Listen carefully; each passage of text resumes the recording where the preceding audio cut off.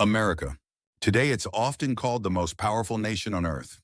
But how did this country rise from a group of colonies to a continental giant?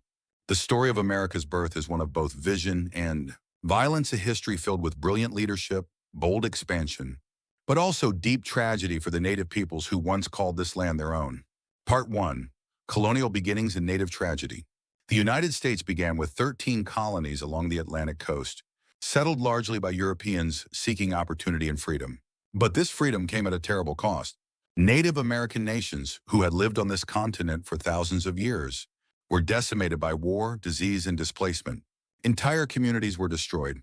From the Powhatan Wars in Virginia to the Trail of Tears in the 19th century, the expansion of America often meant the destruction of native lives and cultures. This is the shadow behind the story of America's rise.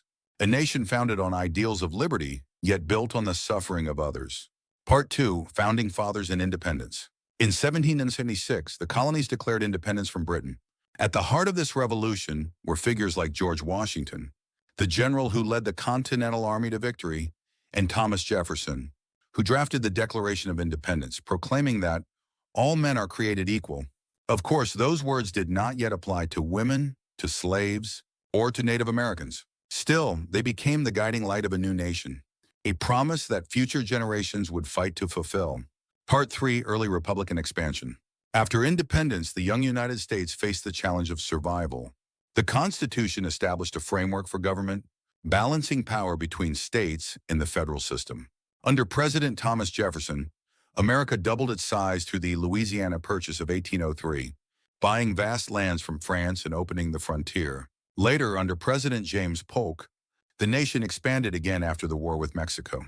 The Treaty of Guadalupe Hidalgo in 1848 gave the U.S. huge territories in the West California, Arizona, New Mexico, and more.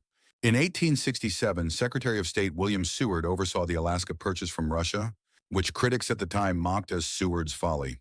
Yet Alaska proved to be rich in resources and strategically vital. Step by step, America grew from 13 colonies into a continental power. Part 4. The Contradictions of Freedom. Yet every step of expansion deepened contradictions. Native Americans were forced from their lands. African slaves remained in chains until the Civil War, and women were denied basic rights. The United States was both a beacon of freedom and a place of profound inequality. And still, the ideals spoken by Jefferson and defended by Washington continued to inspire reformers, abolitionists, and activists for generations. Part 5. Toward a Global Power. By the late 19th century, the U.S. stretched from the Atlantic to the Pacific and from the Great Lakes to Alaska. The Industrial Revolution, waves of immigration, and abundant natural resources fueled rapid growth.